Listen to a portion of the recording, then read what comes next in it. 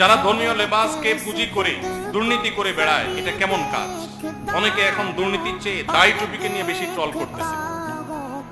ভাই, সম্প্রতি প্রশ্নপত্র ফাঁসের ঘটনায় আপনারা জানেন, এক ব্যক্তির আলোচনা খুব বেশি হচ্ছে যে তিনি মাথায় টুপি, মসজিদে যাওয়া, ধর্মীয় কাজ করা, এগুলোর জন্য চেষ্টা করেছেন এবং তিনি নাকি বলেছেন যে আমি এই দুর্নীতি করে অবৈধভাবে উপার্জন করা টাকা সব আল্লাহর রাস্তায় খরচ করেছি, দিনের কাজে খরচ করেছি।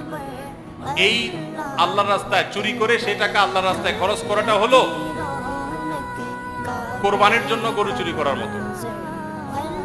একজনে গরু চুরি করছে, আরেকজনে গরু চুরি করে এনে বিসমিল্লাহ আল্লাহু আকবার বলে কোরবানি করে দিয়েছে গরু। সওয়াব হবে না গুনাহ হবে? সে যদি বলে আমি তো ভালো কাজ করছি, চুরি করলে কি হবে? চুরির গরু দিয়া কোরবানি করছি, তার এই ভালো কাজের কোনো মূল্য আল্লাহর কাছে হবে?